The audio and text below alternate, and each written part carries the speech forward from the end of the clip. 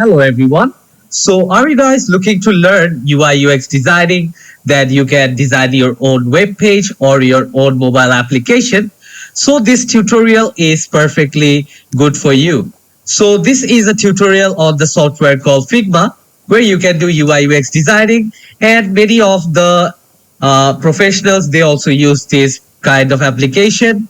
So, here I'll be teaching you guys about how you can start off. So whether you are advanced level of an UI UX designer or you are just starting on with UI UX designing. So this chapter will be good for both of you because at first I'll be telling you guys about the basic things, and after that I'll be going to few of the advanced options. So let's see what all we'll be learning here in this tutorial.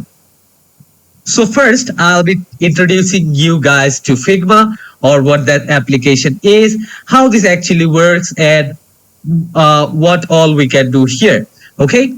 And after that, I'll be telling you guys about the workspace and the interface of how it actually looks, from where I can create a new design file, from where all I can actually create a frame, about the interface. Okay, like in what corner I do have my toolbars, where is the control panel. I'll tell you guys about layers and assets as well.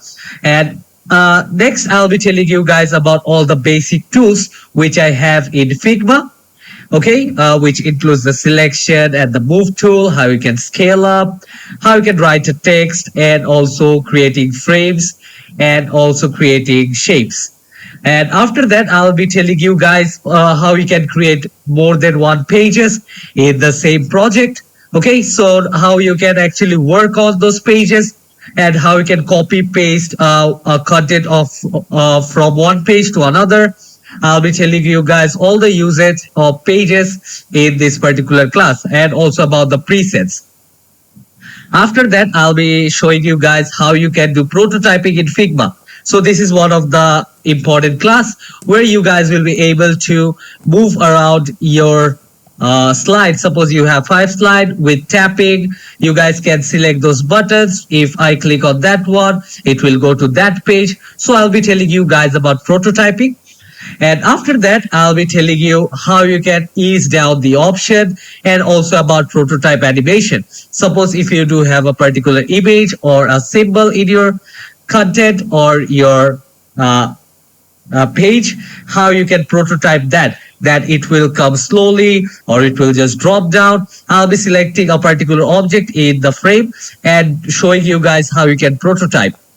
And after that, I will be telling you guys about a smart animation, how you can smartly animate that, how your object will just pop up in the screen once you click on that particular button.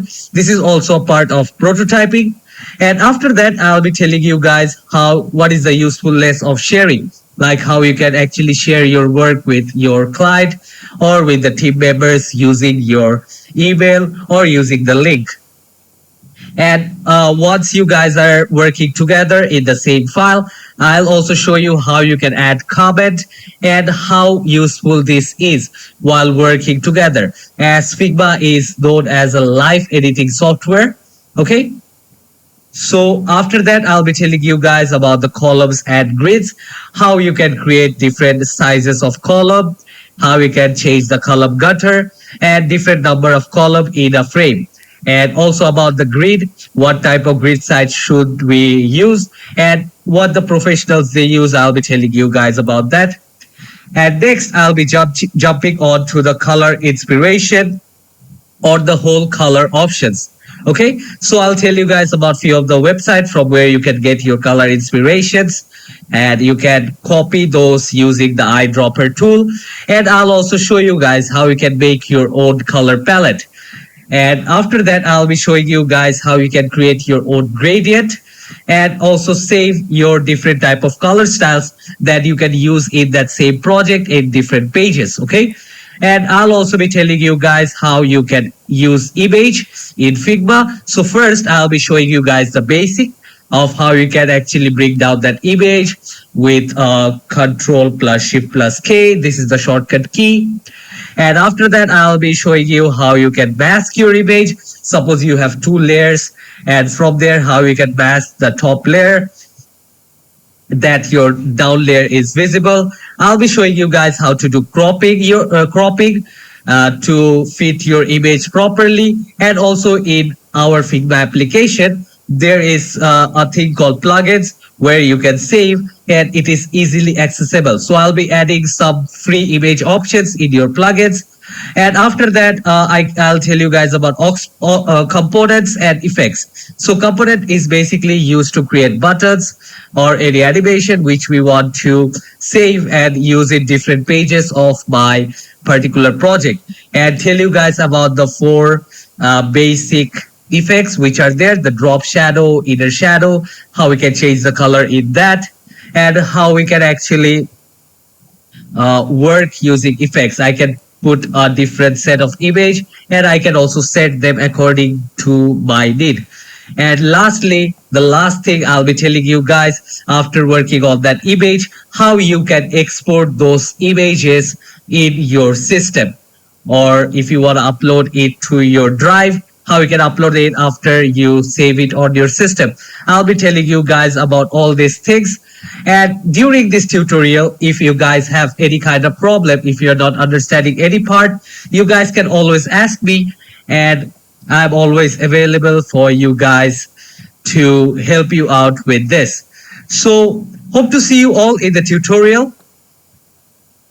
And yes, I have also given you guys some of the class projects. Okay.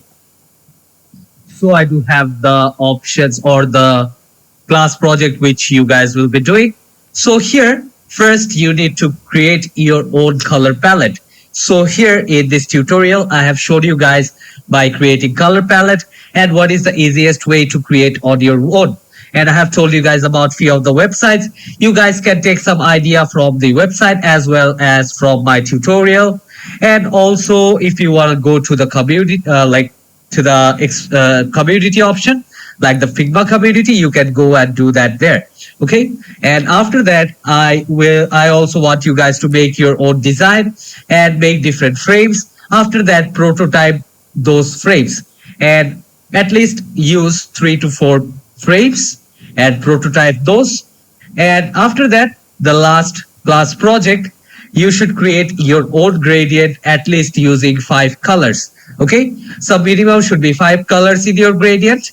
And if you are using more, then better. Okay. So I hope you guys will submit this work, and I'm also really eager to see your work after completion. So take care everyone, and hope to see you all in the class.